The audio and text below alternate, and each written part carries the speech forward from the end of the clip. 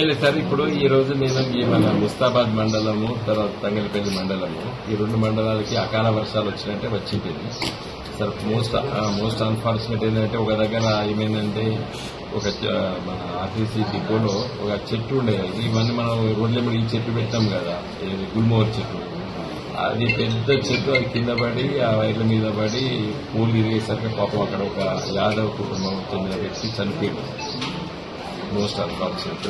సరే అదొక చేసిన తర్వాత కొన్ని దిక్కుల ఈ మన ఎక్కువ ఏళ్ళు కొన్ని డ్యామేజ్ కాలేదు, కానీ సీరియల్ గా మనకు న్యాచురల్ గా ఎవరీ ఇయర్ మనకు వస్తాయి కదా ఈ వడగండ్ల వానలు, దానివల్ల ఇదే టైం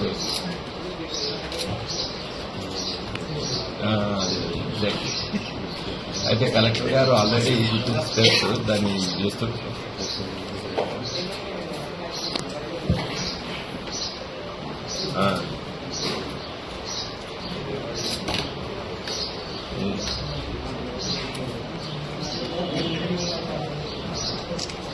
అదే అదే అదే మనకు ఐడియా ఉంది. అదే అదే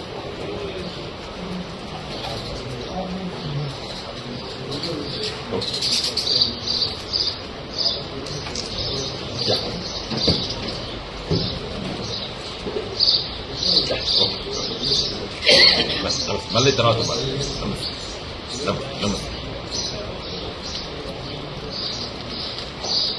తుమ్మల నాగేశ్వరరావు గారు అయితే రైతు డీటెయిల్స్ పంపితే నేను ఇమీడియట్ గా కంపెన్సేషన్ చేసేటట్టు అని చెప్పాడు.